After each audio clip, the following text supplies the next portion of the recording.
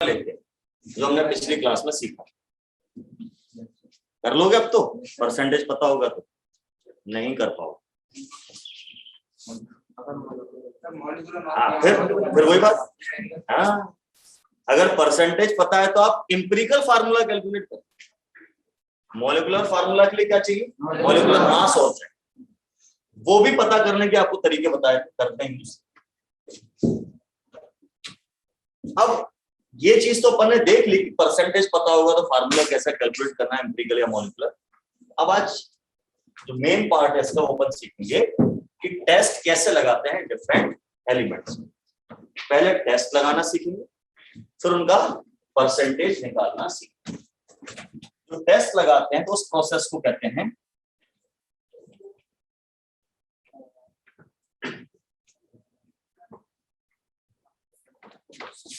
Quantitative analysis, या उसका एक और नाम डिटेक्शन ऑफ एलिमेंट। एलिमेंट का डिटेक्शन।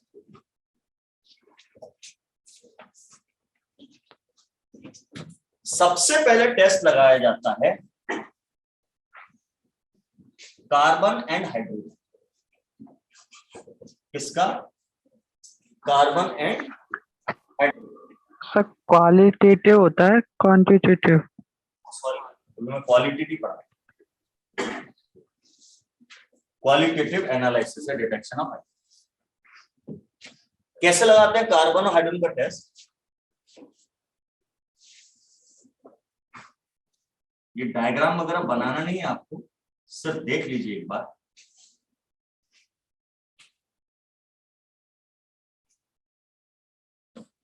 एक टेस्ट ट्यूब लेते हैं, मैंने कहा डायग्राम बनाना नहीं है। इस टेस्ट ट्यूब में ओसी मतलब ऑर्गेनिक कंपाउंड, जिसका आप टेस्ट लगा रहे हैं, थोड़ा सा वो ऑर्गेनिक कंपाउंड इसके अंदर डाल, साथ ही साथ इसमें मिलाते हैं CuO, कॉपर ऑक्साइड।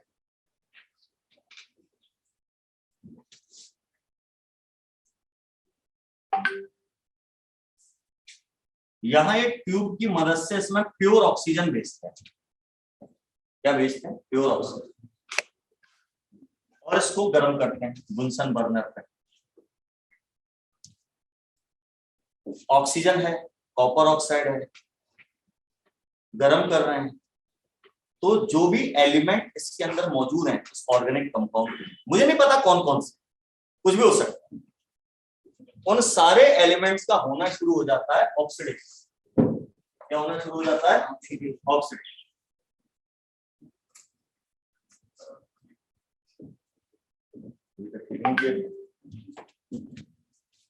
अब बाकी एलिमेंट का जो होगा सो होगा। अपन कार्बन हाइड्रोजन की बात कर रहे हैं, तो आप लोग समझदार हैं कि कार्बन का ऑक्सीडेशन होगा तो बनेगी CO, कार्बन डाइऑक्साइड। 5वीं क्लास से पता ही। और अगर हाइड्रोजन का ऑक्सीडेशन हुआ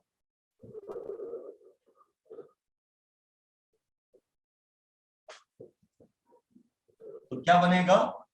H2 पानी।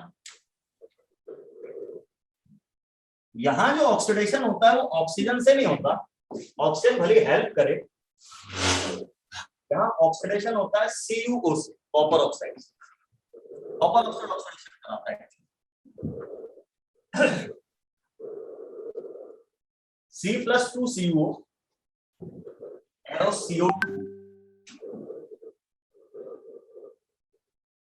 +2C। कॉपर ऑक्साइड के ऑक्सीजन निकलकर कार्बन से जुड़ जाता है। कॉपर का ऑक्साइड अनस्टेबल होता है। कैसा होता है? अनस्टेबल। आसानी से ब्रेक होकर ऑक्सीजन दे देता है। ऐसे करके hydrogen. Good morning sir. Very good morning sir, वो एक्चुअली आज मैं थोड़ा लेट हो गई, आपने कितना करवा दिया है?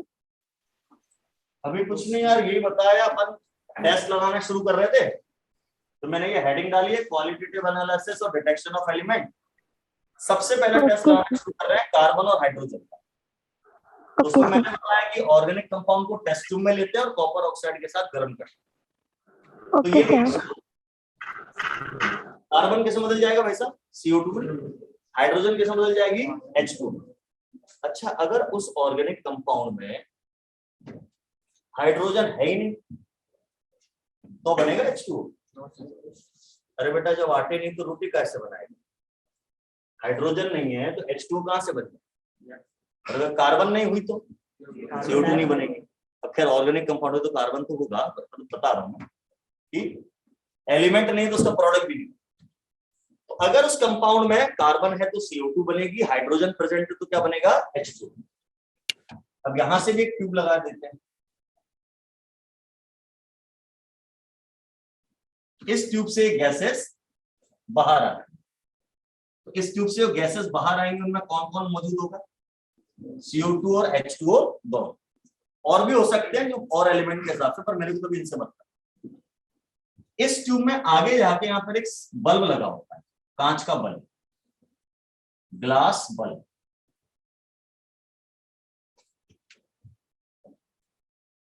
इस ग्लास बल्ब में भरा होता है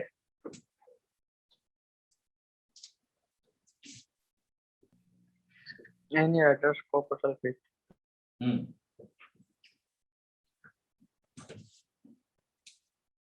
इसमें भरा होता है एनहाइड्रस यानी सूखा हुआ कॉपर सल्फेट। सूखा हुआ कॉपर सल्फेट व्हाइट होता है, सफेद रंग का होता है, सूखा हुआ होता है। लेकिन इसकी स्पेशलिटी है कि अगर इसमें जरा सा भी पानी टच हो गया, पानी की वेपर्स टच हो गई तो तुरंत नीला हो जाता है, ब्लू कलर का होता है। तो अगर उस ऑर्गेनिक कंपाउंड में हाइड्रोजन प्रेजेंट है तो पानी बनाओ, वो पानी की वेपर्स ऐसे जा रही होंगी और जैसे इसमें से गुजरेंगी तो ये है कॉपर सल्फेट। इसमें जैसे पानी के मॉलिक्यूल जुड़ते हैं तो ये बना लेता है CuSO4.5H2। जब पानी नहीं जुड़ा था तो ये व्हाइट था, पानी जुड़ने के बाद ही हो जाता है ब्लू। इस टेस्ट ट्यूब में रिएक्शन के बाद H2O बन रही है या नहीं बन रही है हमें पता थोड़ी चल रहा होगा, टेस्ट ट्यूब में आवाज थोड़ी आई होगी H2O बन गया। लेकिन अगर इस बल्ब के अंदर रखे कॉपर सल्फेट का कलर ब्लू हो गया तो उसका मतलब H2O बना था, और H2O बना था इसका मतलब उस कंपाउंड के अंदर हाइड्रोजन प्रेजेंट। ये लग गया टेस्ट। अब इस बल्ब से एक ट्यूब और निकली होगी, इस ट्यूब में H2O होगा? अरे वो तो वहीं अब्सॉर्ब हो गया ना, ये रोक लिया सारा H2। तो इस ट्यूब में से क्या आ रहा होगा केवल CO2 और भी जो और गैसेस, अदर गैसेस। इस ट्यूब को फिर हम ले जाते हैं एक और कंटेनर में या एक और बड़ी सी टेस्ट ट्यूब में। इस टेस्ट ट्यूब में भरा होता है CaOH होल ट्वाइस,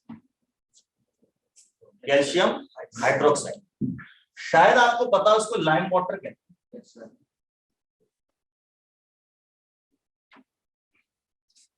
और ये भी पता होगा कि जब लाइम वाटर में से CO2 पास की जाती है तो लाइम वाटर मिल्की हो जाता है। अभी तो ये कलरलेस, पानी जैसा, पानी में कलर नहीं होता ना, तो ये कलरलेस। लेकिन अगर इस कंपाउंड के अंदर कार्बन थी तो CO2 बना होगा, और CO2 बना होगा तो जैसे वो लाइम वाटर से गुजरेगा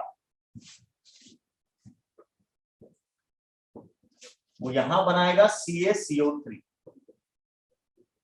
प्लस H2। ये हमारा कलरलेस था,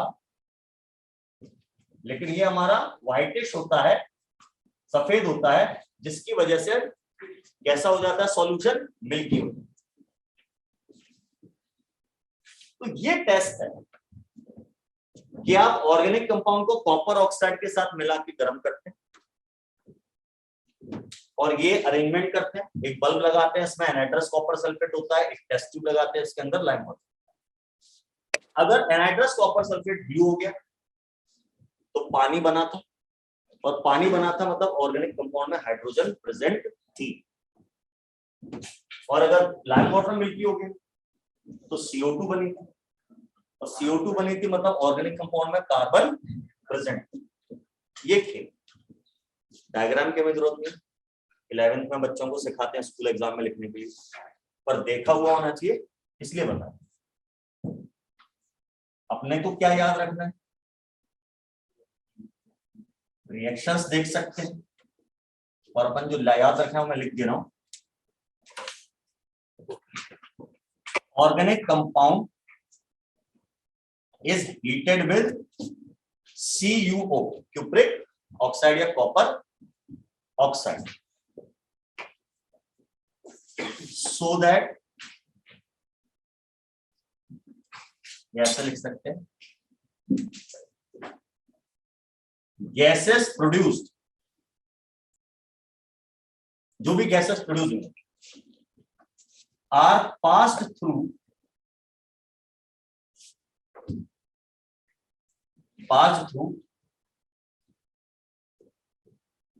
anhydrous copper sulphate and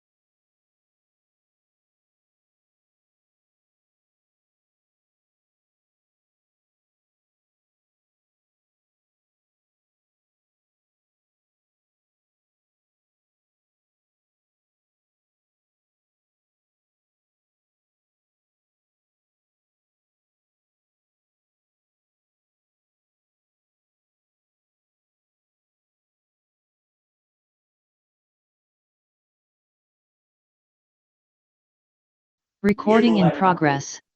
if lime water turns milky, then carbon is present. बाकी रिएक्शंस लिख लेंगे साइड में जो लिखते हैं।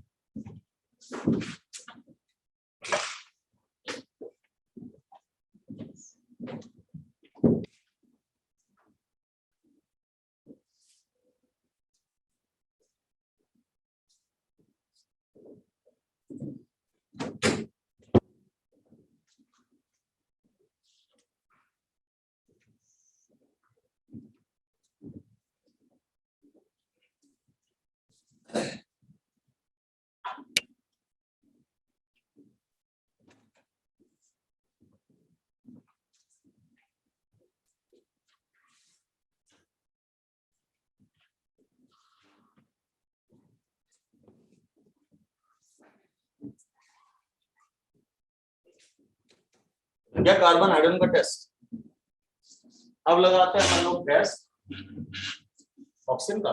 कार्बन और हाइड्रोजन का ऑक्सीजन वाले नहीं, ऑक्सीजन का ना कभी टेस्ट लगाया जाता है और ना ही ऑक्सीजन का कभी परसेंटेज कैलकुलेट किया जाता है। ये भी क्वेश्चन आता है कि which element is not subjected to qualitative and quantitative analysis? Answer है ऑक्सीजन। क्यों? मैंने आपको लास्ट क्लास में ही बताया था, कि हम पहले सारे एलिमेंट्स का परसेंटेज निकाल लेते हैं, उनका टोटल करते। अगर परसेंटेज का टोटल 100 नहीं आए, हाँ, तो अपन क्या मान लेते हैं, बाकी की चीज क्या है, ऑक्सीजन, उसका टेस्ट नहीं लगा, ऐसे ही चला। ठीक है, तो कार्बन हो गया, हाइड्रोजन हो गया, ऑक्सीजन का हमें टेस्ट लगाना नहीं है। अब अपन टेस्ट लगाना सीखते हैं सल्फर का।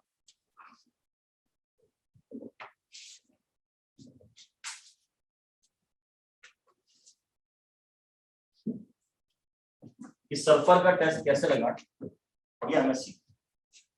नाइट्रोजन का भी लगाएंगे, हेलोजन का भी लगाएंगे, फास्फोरस का भी लगाएंगे। चलो पहले फास्फोरस का बता, कुछ रीजन है, बाद में सल्फर पे जाए। तो दूसरा टेस्ट है टेस्ट ऑफ फास्फोरस।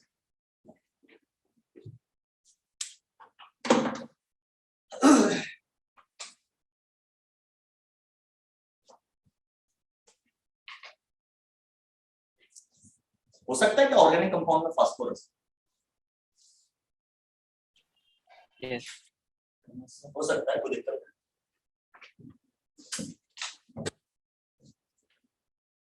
फास्फोरस का टेस्ट कैसे लगा, ओसी समझ रहे हो ना, organic compound is fused with Na2O2। Na2O2 मतलब सोडियम परऑक्साइड, परऑक्साइड है, सोडियम परऑक्साइड, इसके साथ फ्यूज करते हैं। फ्यूज करने का मतलब है पिघलाना, फ्यूज करने का मतलब है पिघलाना, इसके साथ मिलाकर पिघलाना।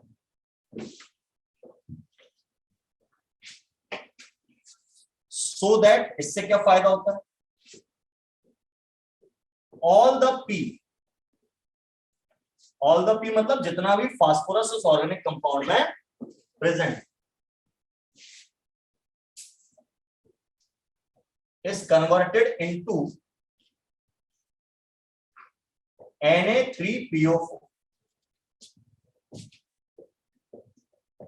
ऑर्गेनिक कंपाउंड में जितने भी फास्फोरस, ये पी कहां से आ रहा है, ऑर्गेनिक कंपाउंड, ये Na2O2 से रिएक्शन करके Na3PO4 में बदल जाता है, sodium phosphate.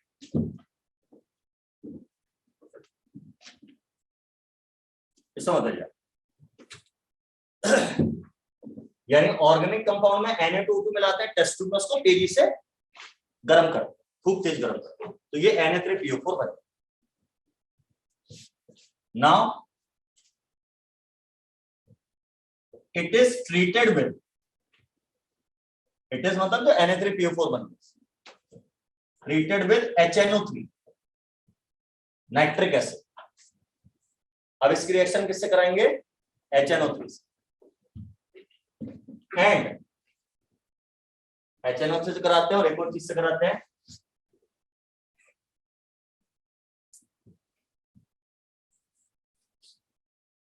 Ammonium molybdate.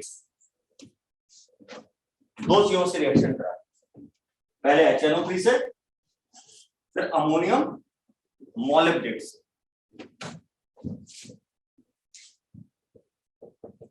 which gives yellow colour और येलो पीपीटी। पीपीटी मतलब प्रेसिपिटेट जो टेस्ट ट्यूब में नीचे जमा हो जाए, PPT. If phosphorus is present, अगर ऑर्गेनिक कंपाउंड में फास्फोरस है तो ये दोनों चीजें मिलाती कैसा कलर आ जाएगा, येलो। तो येलो कलर आ गया तो फास्फोरस था, नहीं आया तो नहीं, ये टेस्ट। अब रिएक्शन क्या होती है, तो जो हमने सोडियम परऑक्साइड से रिएक्शन कराई थी ऑर्गेनिक कंपाउंड की, ये फास्फोरस कहां से आ रहा है, ऑर्गेनिक कंपाउंड। तो अगर फास्फोरस प्रेजेंट होगा ऑर्गेनिक कंपाउंड तभी तो Na3PO4 बनेगा, अदरवाइज क्या होगा। फिर इसमें आपने क्या मिलाया, HNO3, तो यहाँ पे अदल बदल हो जाती है, सोडियम हट जाता है, उसकी जगह हाइड्रोजन बन, और हाइड्रोजन की जगह पे सोडियम बन, ये चीज बन जाती है। H3PO4 यानी फास्फोरिक एसिड प्लस में NaNO।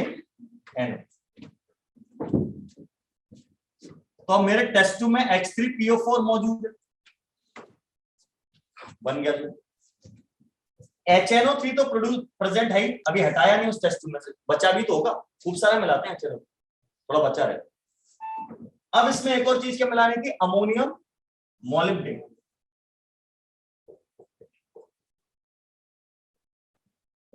ये हमारा होता है ammonium मॉलिब्डेनेट।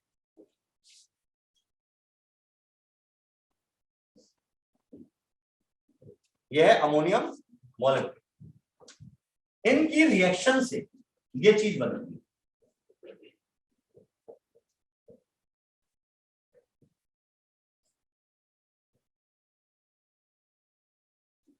NH4 whole thrice PO4 dot MOO3। इसका नाम है, इस कंपाउंड का नाम है अमोनियम फॉस्फो मॉलिब्डेट, बड़ा लंबा नाम है, अमोनियम फॉस्फो मॉलिब्डेट। इसी का कलर होता है येलो। साथ में आपका बनता है NH4NO3, साथ में बनता है H2 पानी। बैलेंस करना है तो इधर 12,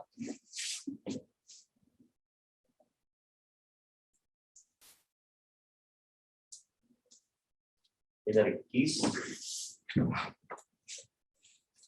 इधर 21, ये बैलेंस। ये रिएक्शन, तो अगर ऑर्गेनिक कंपाउंड में फास्फोरस रही होगी तो Na3PO4 बना होगा, Na3PO4 बना होगा तो H3PO4 बना होगा, H3PO4 बना होगा तो फिर आपका लास्ट में अमोनियम फॉस्फो मॉलिब्डेट बना। फास्फोरस नहीं होगी, नहीं रही होगी तो कुछ भी नहीं होगा।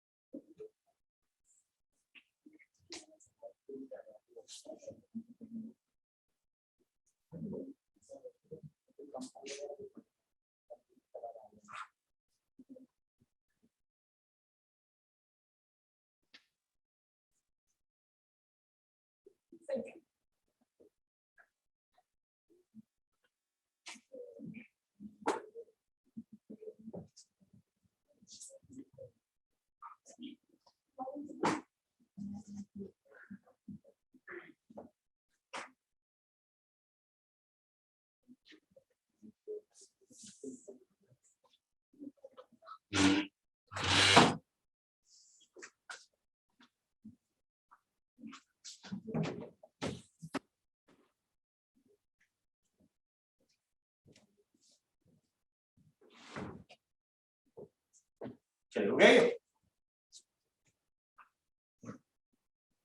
तो ये फास्फोरस का टेस्ट लग गया। अब किसका लगाना है साहब? नाइट्रोजन, सल्फर, हेलोजन वगैरह। लेकिन इन एलिमेंट्स में एक प्रॉब्लम है। वो प्रॉब्लम ये है कि यहां मैंने ऑर्गेनिक कंपाउंड डायरेक्ट यूज कर लिया था और काम बन गया। लेकिन जो नाइट्रोजन, सल्फर वगैरह हैं, उनका टेस्ट लगाने के लिए अगर आप ऑर्गेनिक कंपाउंड को डायरेक्ट यूज करते हैं, मतलब उसको कोई केमिकल मिलाते हैं, तो या तो रिएक्शंस होती नहीं है या बहुत स्लो होती है। तो टेस्ट का रिजल्ट 4-6 दिन में आता है। इतना इंतजार तो हम करेंगे, रिजल्ट तो तुरंत आना चाहिए, ठीक है ना? क्या करें? क्यों नहीं होती रिएक्शन? मैंने कल भी बताया था, ऑर्गेनिक कंपाउंड सारे के सारे कोवेलेंट होते हैं। और आप याद रखिए आगे के लिए भी कि कोवेलेंट कंपाउंड्स की रिएक्शन स्लो होती है, आयनिक कंपाउंड की रिएक्शन फास्ट होती है। कोवेलेंट कंपाउंड की रिएक्शन स्लो, आयनिक की फास्ट। यहां ये वाला जो केस है, और इससे पहले कार्बन हाइड्रोजन वाला जो केस समझाया, उसमें हम ऑर्गेनिक कंपाउंड को जला रहे हैं, ऑक्सीडेशन करा। ऑक्सीडेशन करना मतलब कंबशन, जलाना। तो कंपाउंड कोवेलेंट हो चाहे आयनिक हो, जल तो जल्दी जाता है, मतलब ऑक्सीडेशन उसका क्या हो जाता है? जल्दी हो जाता है। तो इसलिए यहां दिक्कत नहीं। लेकिन अब आगे एलिमेंट के टेस्ट लगाने, तो वहां कोई ऐसी मेथड नहीं है जिससे हम ऑक्सीडेशन कराएं। तो इसलिए वो टेस्ट लगने में बहुत टाइम लगता है, बहुत स्लो होते हैं। क्या करें? तो एक साइंटिस्ट था, उनका नाम था लेस्ने। लहसुन नहीं, लेस्ने, ठीक है?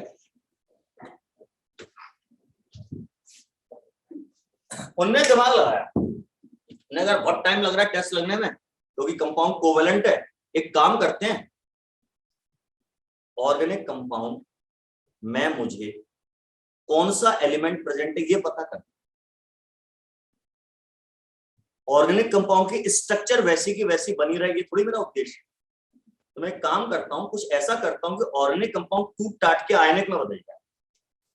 कैसे कंपाउंड बदल जाए? आयनिक। एलिमेंट तो तब भी प्रेजेंट रहेगा ना उसमें। भैया दीवार ईंटों से बनी है, अभी ये दीवार है, तोड़ देंगे तो ईंटें अलग अलग हो जाएंगी, तब दीवार तो नहीं कहलाएगी, पर ईंटें तो तभी मौजूद होंगी ना। तोड़ दो इसको, आयोनिक कंपाउंड बदल, अच्छी बात। आयनिक कंपाउंड कौन बनाती है? मेटल्स, ये भी कल बताया था। नॉन मेटल बनाती हैं कोवेलेंट। आयनिक कंपाउंड के लिए क्या चाहिए? मेटल चाहिए। तो कौन सी मेटल से रिएक्शन करा करा के तोड़े? तो उनके दिमाग में मेटलाइज सोडियम, हाईली रिएक्टिव होती है ना। उन्होंने कहा लोहा हुआ लेंगे तो और टाइम लगेगा, इससे अच्छा क्या ले लो? सोडियम। ये रिएक्शन भी तुरंत करेगा और कंपाउंड ऑर्गेनिक कंपाउंड में कोवेलेंट से किसमें बदल जाएगा? आयोनिक। मतलब उसके एलिमेंट अलग अलग टुकड़ों में टूट के आयनिक कंपाउंड बना लेंगे, तो मजा आ जाएगा। ये जुगाड़ जो उन्होंने सेट करी, तो एक सॉल्यूशन बनाया। उस सॉल्यूशन का नाम था लेस्ने सॉल्यूशन। उसका एक और नाम होता है सोडियम फ्यूजन एक्सट्रैक्ट, जो ये सोडियम के साथ बनाते हैं। तो बाकी एलिमेंट का टेस्ट लगाने से पहले आपको लेस्ने सॉल्यूशन बनाना पड़ेगा, या उसको बनाना सीखना पड़ेगा। लेस्ने सॉल्यूशन, इसमें क्या करते हैं? Organic compound is fused with sodium. Sodium के साथ पिघलाते हैं, उसको मेल्ट करते हैं, एंड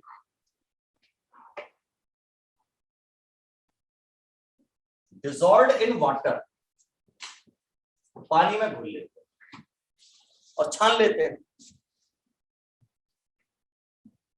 किसी भी चीज को पानी में घोलकर जब छान लिया जाता है, तो इस प्रोसेस को कहते हैं एक्सट्रैक्शन। क्या? एक्सट्रैक्शन। और जो सॉल्यूशन बन जाता है उसको कहते हैं एक्सट्रैक्ट।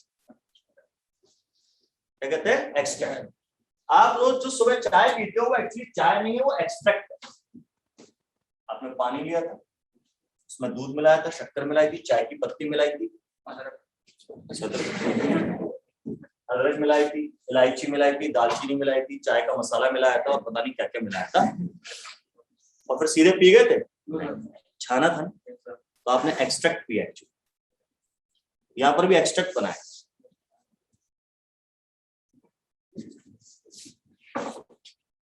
क्या फायदा होगा इससे? चाय से नहीं, ये वाला चाय के फायदे तो बहुत बता सकते हैं। क्या फायदा होगा? सो दैट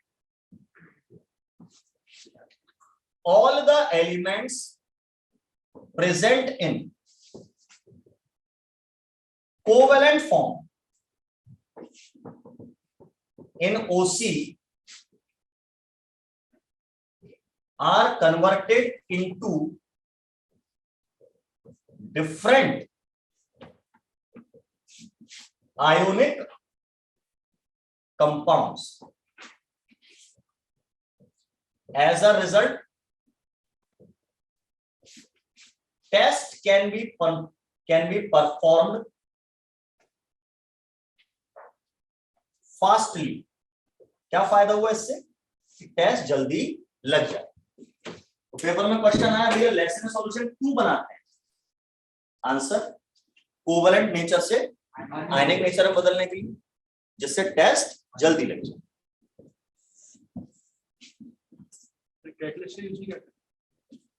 सोडियम अपने आप में बहुत रिएक्टिव है। कैटलिस्ट के रिएक्शन में अपने को तब करना पड़ता है, रिएक्शंस बहुत स्लो हो रही हैं या हमें। अच्छा, तुम ये कह रहे हो कि वो ऑर्गेनिक कंपाउंड का टेस्ट लगाते टाइम, हाँ कर सकते हैं, लेकिन ऐसी कोई रिएक्शन हम टेस्ट के लिए नहीं ढूंढ पा रहे थे इसमें कैटलिस्ट लगा के भी वो फास्ट हो। कैटलिस्ट लगाने से रिएक्शन की रेट 10 गुना बढ़ जाएगी, 20 गुना बढ़ जाएगी। आयनिक कंपाउंड बनाने से 10,000 गुना बढ़ जाएगी। ये भी एक फायदा है, और ये इजी तरीका है। आपकी बात भी कोई गलत नहीं, पर ये तरीका इजी है और ज्यादा अच्छे रिजल्ट दे रहा है, तो ये चला लेते हैं साइंटिस्ट। मैंने कहा था ना, ईश्वर तक पहुंचने के कई तरीके, बताई थी बात मैंने। जहर खा लो, फांसी लगा लो, ट्रेन के नीचे कट जाओ। इनमें से कुछ तरीके स्लो है, कुछ फास्ट। तो अपन फास्ट वाला पकड़ते हैं, वो वाली बात है।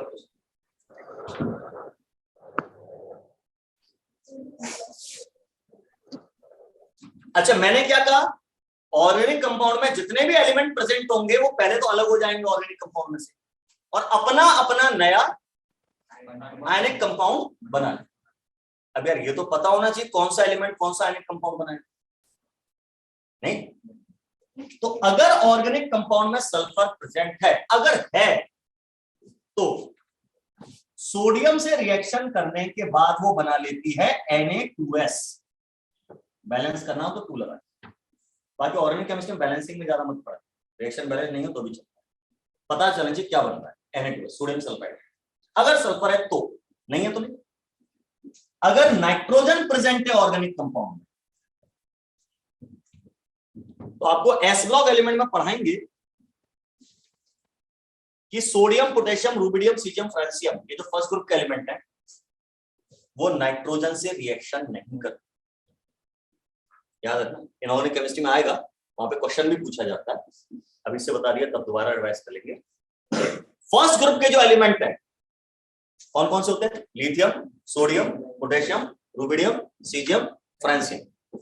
इनमें लिथियम कर लेता है, बाकी कोई भी और एल्कली मेटल यानी फर्स्ट ग्रुप का एलिमेंट नाइट्रोजन से डायरेक्ट रिएक्शन नहीं करता। सोडियम हाईली रिएक्टिव, तो भी नाइट्रोजन से रिएक्शन नहीं करता। नाइट्रोजन बहुत इनर्ट। क्या करें, हमें तो ऑर्गेनिक कंपाउंड बनाना है। तो आता है कार्बन, कार्बन भी तो होगी ऑर्गेनिक कंपाउंड। उस नाइट्रोजन को समझाता है, चल चल कर ले रिएक्शन, अपन दोनों का टेस्ट लग जाएगा, अपन दोनों आयनिक बन जाएंगे। तो कार्बन भी इसमें आता है और फिर बन जाता है NaCN, सोडियम साइनाइड। मतलब अगर नाइट्रोजन प्रेजेंट है तो कार्बन भी यूज होगा सोडियम से रिएक्शन करने में, कार्बन तो हो गई होगी, तो NaCN आपका बन जाएगा। अगर ऑर्गेनिक कंपाउंड में क्लोरीन है, ये तो आपको पता है, सोडियम से रिएक्शन करके NaCl बन जाएगा। ब्रोमीन है तो NaBr बन जाएगा। आयोडीन है तो NaI बन जाएगा। फ्लोरीन का टेस्ट हम लगाते हैं, हाईली रिएक्टिव होता है, कुछ और प्रॉब्लम से नहीं लगता। तो ये कहानी, अगर सल्फर प्रेजेंट हुई कंपाउंड के अंदर तो लेसने सॉल्यूशन बनाने पे वो किसमें बदल चुकी होगी, Na2S में। नाइट्रोजन किसमें बदल चुकी होगी, NaCN में।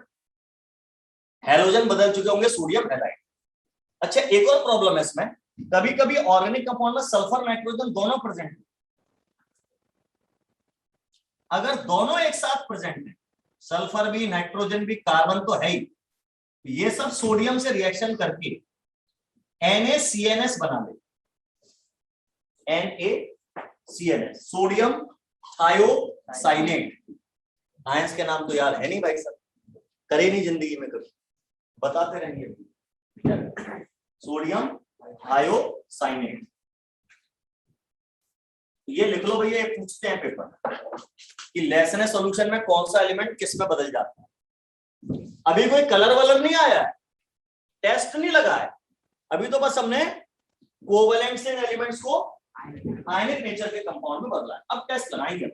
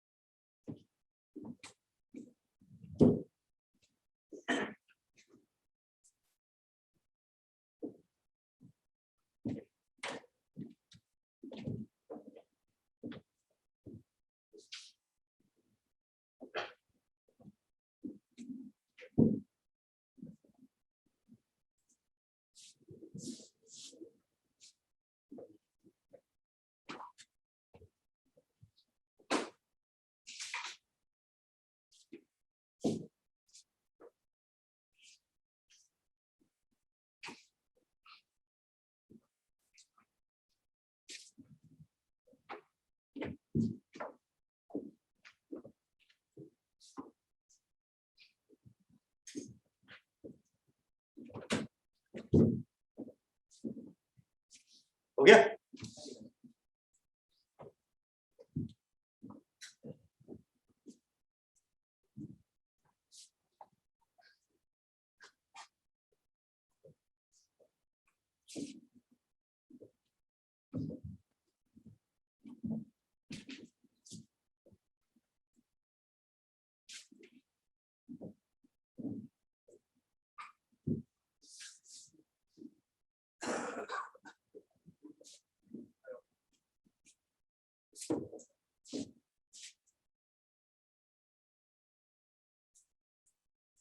हो गया?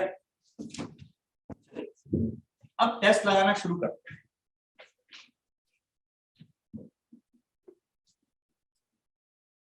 सबसे पहले अपन टेस्ट लगाएंगे सल्फर, मतलब तीसरा टेस्ट आ गया। पहला कार्बन हाइड्रोजन का लगाया था, दूसरा फास्फोरस का लगाया था, फिर बीच में रुक गया, अपन ने लेसने सॉल्यूशन बना लिया।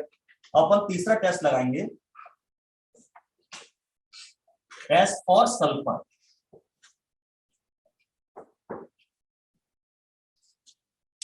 सल्फर का टेस्ट लगाने के लिए क्या करेंगे, दो टेस्ट है, दो तरीके हैं। एक एलिमेंट के कई टेस्ट हो सकते हैं यार, जहां जहां जो सिलेबस में पढ़ाते चल रहा हूं। पहला तरीका है या पहला टेस्ट है, उसको कहते हैं लेड एसीटेट टेस्ट। कौन सा test, lead acetate test.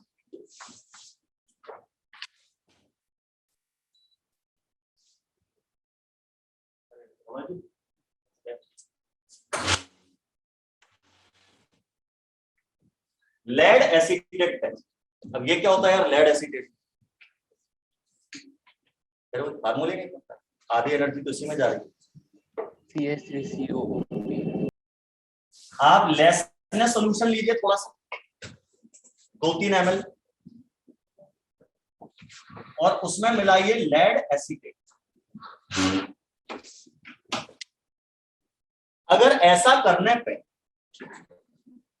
Black PPT आ गया, ऐसा पीपीटी आ गया, ब्लैक ब्लैक कलर का प्रेसिपिटेट जमा हो गया।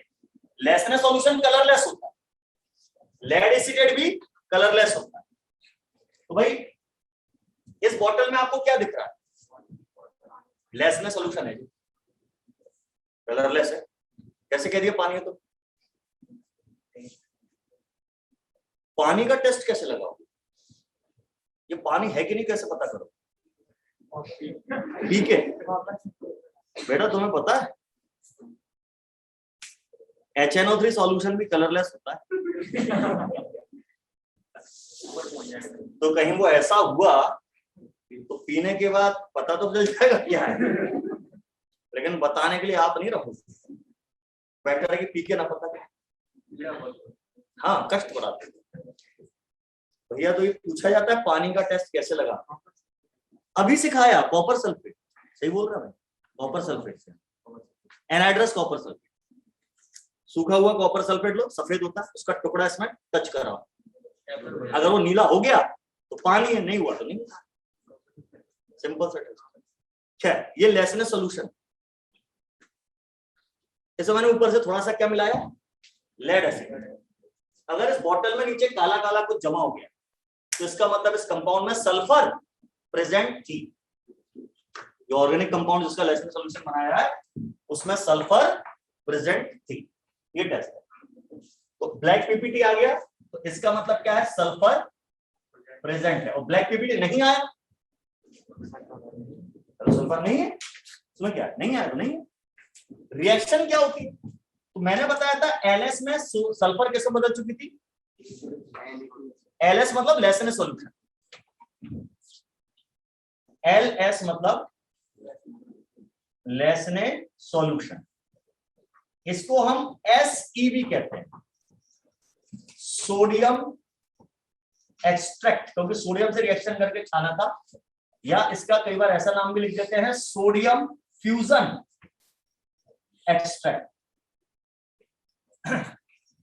पेपर में सारे शॉर्ट टर्म्स यूज होंगे, शॉर्ट फॉर्म्स, तो सीख लो भाई इसका मीनिंग क्या होता है। वहां पेपर में तो LSE लिखा हो, तो आधे बच्चे तो इसलिए क्वेश्चन छोड़ देते हैं, LSE नहीं पता होता क्या होता है। लाल सिंह।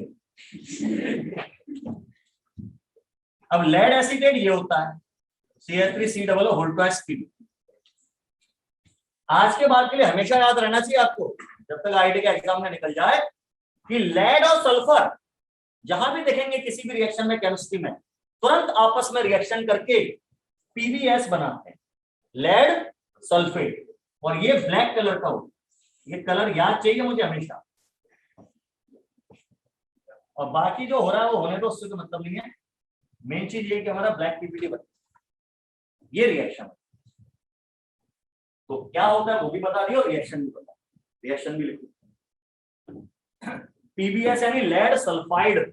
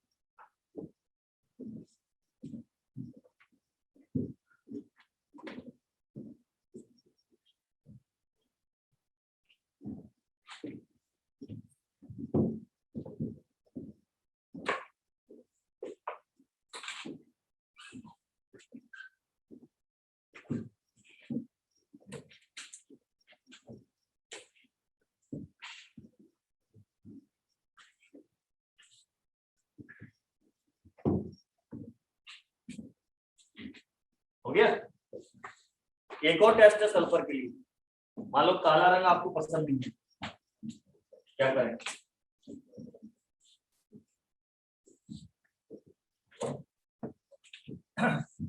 हटा दो उसको।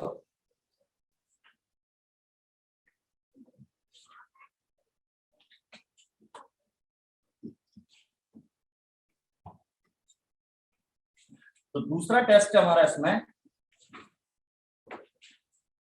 नाइट्रोक्रूसाइड टेस्ट।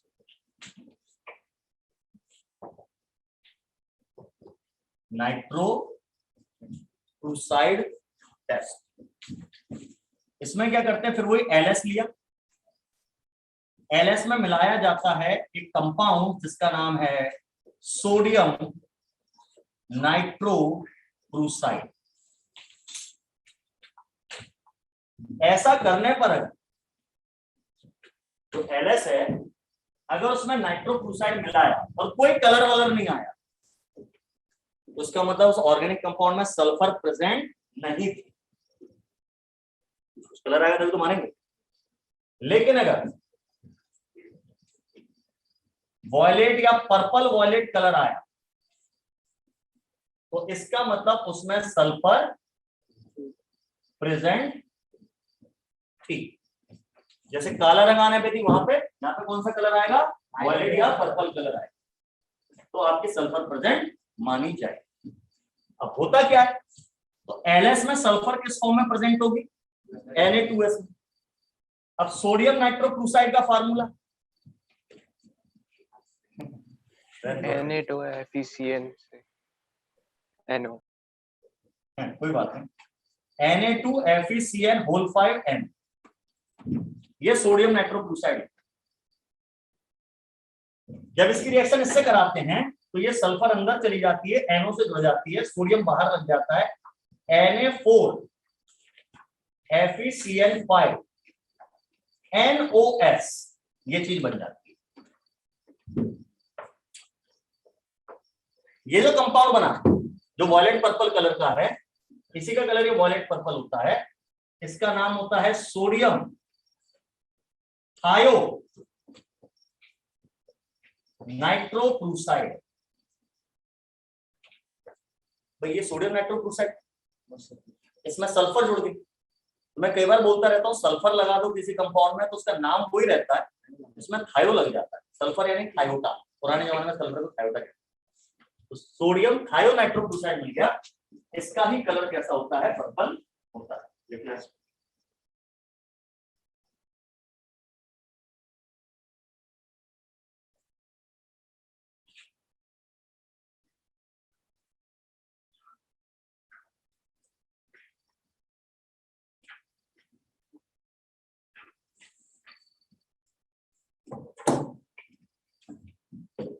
देखिए, ये सोडियम नाइट्रोक्लोराइड अपने आप में रेडिश ब्राउन होता है। कैसे कलर का? Reddish brown. लेकिन ये कैसा होगा आपका? वॉयलेट। तो LS में रेडिश ब्राउन कलर का सोडियम नाइट्रोक्लोराइड लगाने से अगर कलर वॉयलेट या पर्पल हो गया तो उसका मतलब उस कंपाउंड में सल्फर प्रेजेंट थी।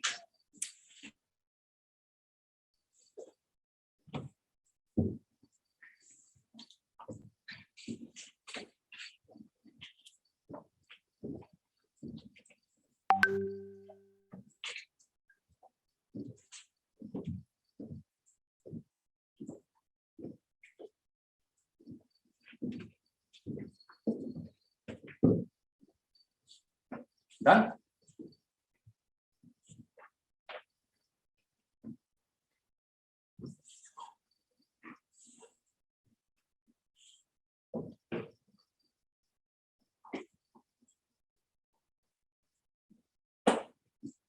अब चौथा टेस्ट हम लगाएंगे, क्या रह गया था? नाइट्रोजन। Test of nitrogen.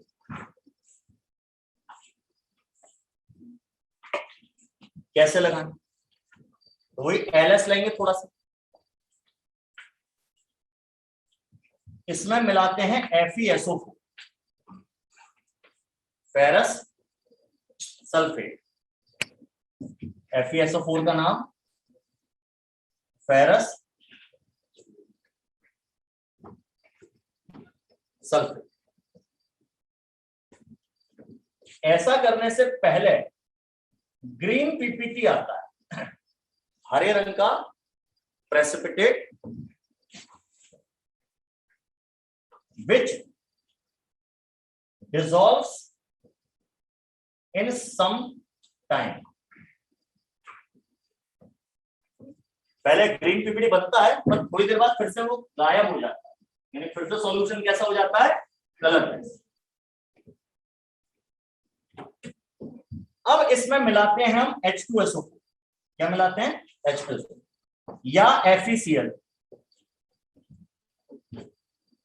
ये करने के बाद ग्रीन पीपीडी आया, गायब भी हो गया। अब क्या मिलाना है उसमें, H2SO4 या FeCl। ऐसा करने पे अगर ब्लू कलर आए, प्रूशियन ब्लू कलर, कैसा कलर, प्रूशियन ब्लू कलर, तो इसका मतलब उस कंपाउंड में नाइट्रोजन प्रेजेंट थी।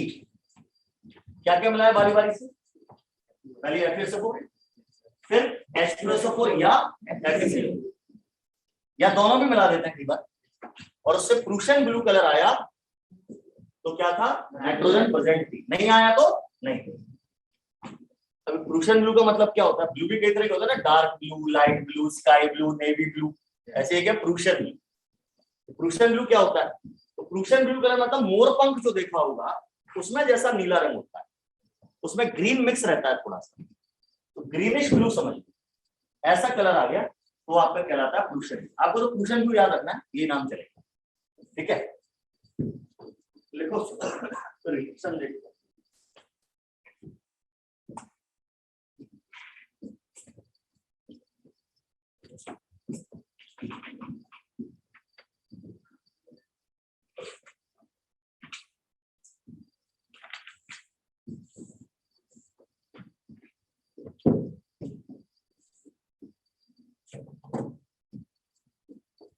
देख ले। अब रिएक्शंस क्या क्या होती हैं,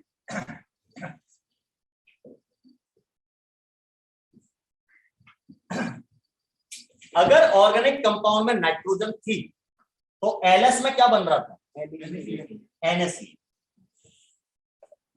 ये एलएस में बन गया था अगर नाइट्रोजन प्रेजेंटेड तो।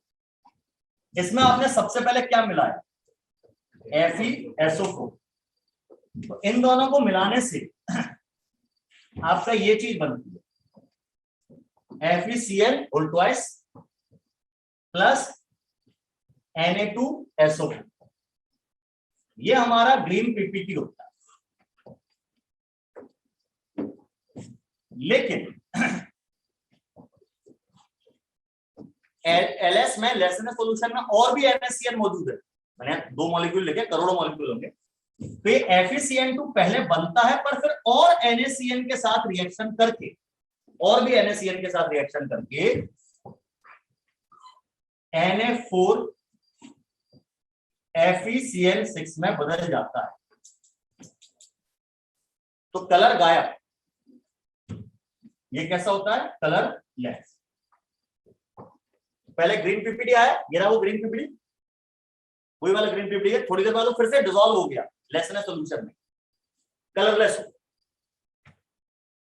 ये तो पहला स्टेप जो बताया, ये उसकी रिएक्शंस मैंने लिख दी, इसका नाम तो याद होगा, कोऑर्डिनेशन केमिस्ट्री में खूब पढ़ा है, आप लोगों ने पढ़ा होगा कभी कभी। हाँ वेरी गुड, इसका नाम सोडियम फेरो साइनाइड, ये कलरलेस होता है, सोडियम फेरो साइनाइड। क्यों कलरलेस होता है ये भी समझा है CFT में, क्रिस्टल फील्ड थ्योरी में समझा चुका हूं। बैक पेयरिंग हो जाती है, स्ट्रॉन्ग फील्ड लिगेंड, कोई भी अनपेयर्ड इलेक्ट्रॉन नहीं है, इसलिए कलरलेस है। अब इसमें क्या मिला रहे थे,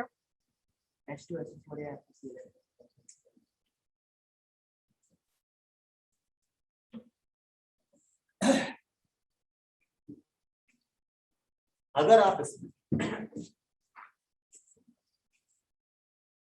H2SO4 मिलाते और H2SO4 मिला के इसको बॉइल करते,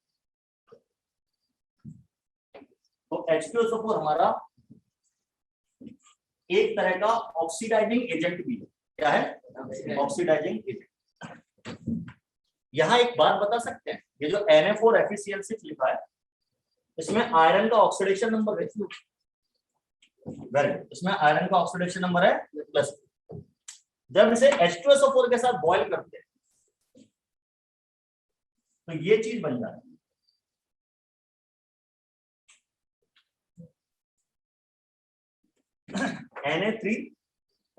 Na3FeCl6, इसमें आयरन का ऑक्सीडेशन नंबर है +3, ऑक्सीडेशन नंबर चेंज हो गया, बढ़ गया, यानी इसका क्या हो गया, ऑक्सीडेशन।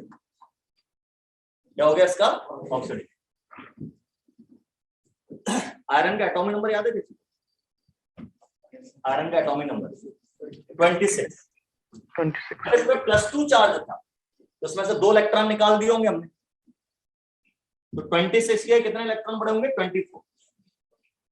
और +3 चार्ज है तो 3 इलेक्ट्रॉन निकालने पड़ेंगे आयरन में से, तभी तो +3 चार्ज आएगा भैया। तो 26 में से 3 माइनस करो, 23 बचा। यानी इस वाले आयरन में 23 इलेक्ट्रॉन। 23 इवन नंबर है, ऑड नंबर है? Odd number. तो 23 इलेक्ट्रॉनों की सबकी जोड़ियां बन जाएंगी, पेयर हो जाएंगे सब। 11 पेयर बनेंगे, 11 2 जा 22, एक इलेक्ट्रॉन बचेगा। तो इसके अंदर जरूर कम से कम एक, ज्यादा भी हो सकते हैं पता नहीं, पर कम से कम एक अनपेयर्ड इलेक्ट्रॉन इसमें जरूर होगा, क्योंकि इसमें ऑड नंबर में इलेक्ट्रॉन, और जिस चीज में अनपेयर्ड इलेक्ट्रॉन होता है उसमें कलर आ जाता है और वो पैरामैग्नेटिक हो जाता है। जनरल बात है, क्लास 11 में पढ़ा देते हैं एटॉमिक स्ट्रक्चर, ठीक है ना। तो अब ये कलर हो जाएगा क्योंकि इसमें अनपेयर्ड इलेक्ट्रॉन आ गए, तो ये कलर हो जाएगा। तो Fe ट्रिपल बॉन्ड आयन जो Cn के साथ जुड़ा होता है, इसका कलर होता है प्रूशियन ब्लू। अच्छा, मैंने कहा था ये करो, या एक काम और कर सकते हो,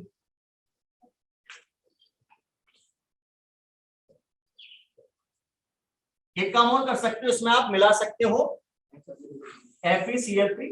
ये आमतौर पे HCl की प्रेजेंस में मिलाया जाता है, एसिड HCl लगाते हैं थोड़ा सा, ऐसा होने पर भी यही होगा, लेकिन यह दूसरे तरीके से काम होता है। यहां पर ये कंपाउंड बन जाता है Fe4 FeCN6 होल प्राइस, ये नया कंपाउंड बन जाता है। ये वाला Fe देखो ट्रिपल पॉजिटिव है,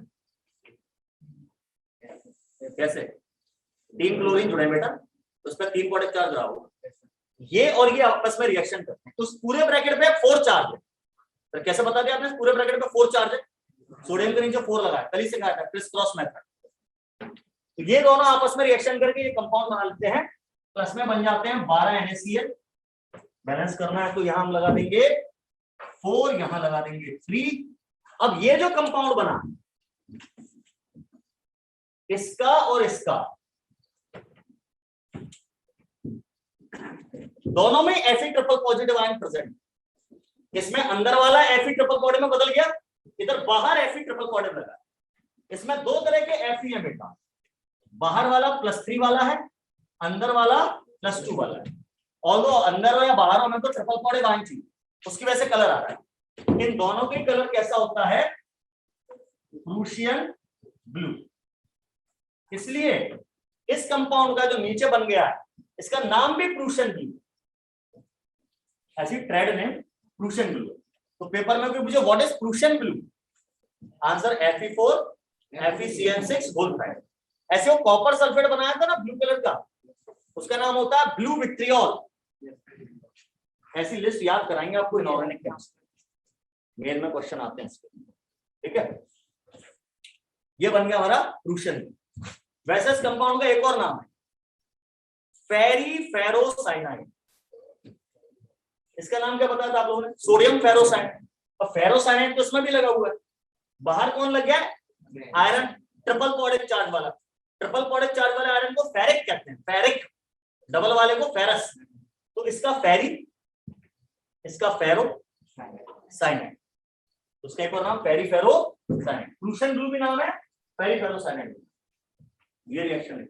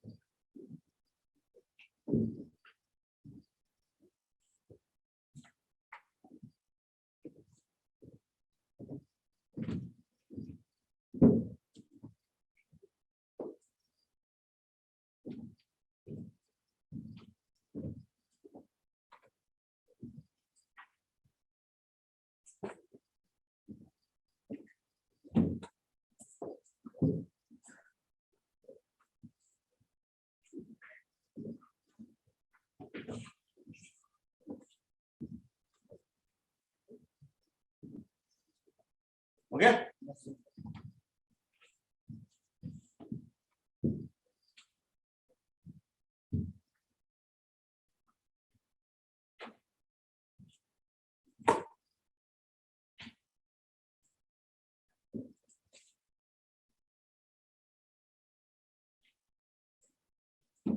अब इसमें पेपर में क्वेश्चन आता है, बड़ा फेमस क्वेश्चन है, हो सकता है इस साल भी आ जाए, कि हम नाइट्रोजन का टेस्ट लगा रहे थे, हमने लेसने सॉल्यूशन लिया, उसमें सोडियम फेरोसाइनाइड मिलाया, नहीं सोडियम फेरोसाइनाइड कहाँ मिलाया, FeSO4 मिलाया, फेरस सल्फेट मिलाया और फिर H2SO4 के साथ बॉइल,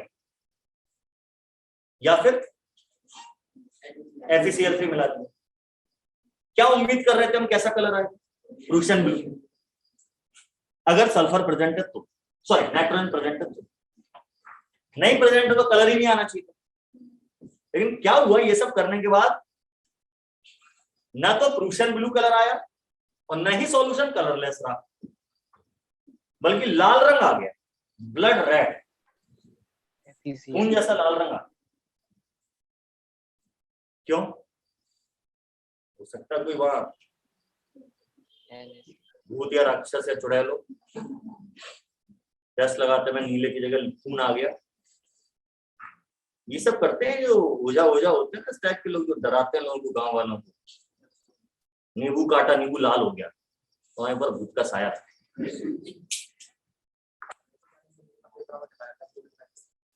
हाँ, मैं भी आपको भी नींबू काट के नीला कर लाल कर दूंगा, मेरे पास भी तरीका है, सब केमिस्ट्री है पूरी। मैं तो ऐसे जादू दिखा दूंगा, गुलाब का फूल दिखाऊंगा, थोड़ी देर में उस पर हाथ घुमाऊंगा, सफेद हो जाए। हाँ तो फिर आपको दूंगा, कहूंगा इस गुलाब के फूल को अपने पास रखो, मेरे पास मत रखो, आंखें बंद कर लो, फिर जादू दिखाऊंगा, फिर से लाल हो जाए। सारे जादू आते हैं, केमिस्ट्री आती है तो जादू आता है, बहुत जादू है। अभी सिखाऊंगा, केमिस्ट्री में सिखाऊंगा, क्वेश्चंस आते हैं उसके ऊपर, इसी ऐसे जादू। क्या फिलहाल तो कलर लाल हो गया, ये क्या चक्कर है? टेस्ट लगाया था नाइट्रोजन का, प्रूशियन ब्लू आना था, लाल रंग आ गया, क्यों आ गया? ये क्वेश्चन एग्जाम में आता है, तो इसको हम नोट में लिखेंगे।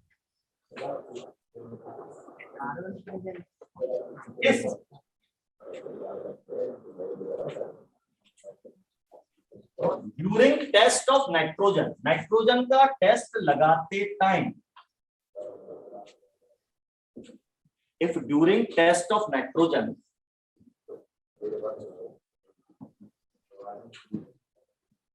blood red color appears, आ जाता है,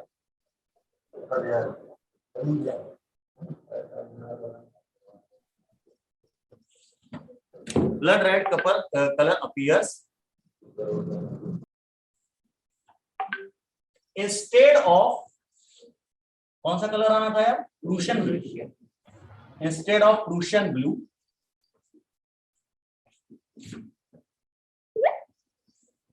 देन, तो क्यों आ रहा है ये? तो किसी भूत चुड़ैल की वजह से नहीं आ रहा है, किसी जादूगर की वजह से नहीं आ रहा है। रीजन क्या? Then sulphur and nitrogen both are present in organic compound simultaneously। तो अगर नाइट्रोजन का टेस्ट लगाते टाइम प्रूशियन ब्लू की जगह पर ब्लड रेड कलर आ जाए, उसका रीजन क्या है? कि उस कंपाउंड में नाइट्रोजन के साथ साथ सल्फर भी प्रेजेंट था, इसलिए ये गड़बड़ हुई है।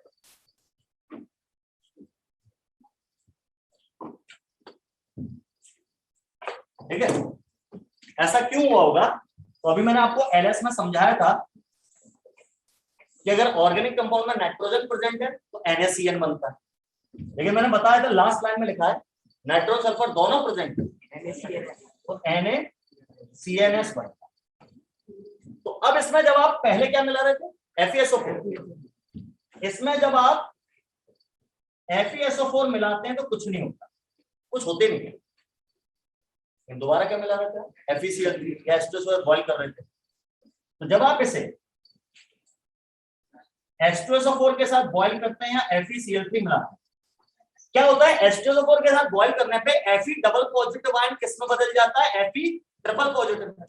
तो या तो ये ट्रिपल पॉजिटिव में बदल जाए, ये आपको बना बनाया ट्रिपल पॉजिटिव मिल जाए, FeCl3 में बना बनाया ट्रिपल पॉजिटिव। तो फिर क्या होता है, FeCNS वुल्फ्राइस नाम का कंपाउंड बन जाता है। ये जो साइनाइड आयन है, सॉरी थायोसाइनेट आयन है, ये आयरन से जुड़ जाते हैं। इसका नाम है फेरिक थायोसाइनेट, और इसका कलर कैसा होता है, ब्लड रेड। ये गड़बड़, सल्फर भी प्रेजेंट हुई तो कलर कैसा आ जाएगा, ब्लड रेड।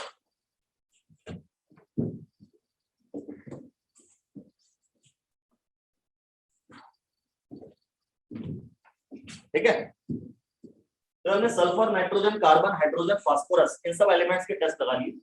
अब आखिरी बच्चा हमारे पास हैलोजन, हैलोजन के टेस्ट और लगाने, उनमें कैसा क्या कलर आता है, तो वो हम देखेंगे अगली क्लास में। और एक और चीज देखेंगे अब अगली क्लास में, क्या रहेगा, परसेंटेज निकाल। तो हम फार्मूला देखने पड़ते हैं कि किस एलिमेंट का परसेंटेज निकालने का क्या फार्मूला, गणित वाला पार्ट है। तो ओपन करते हैं अगली क्लास, ठीक है, थैंक यू।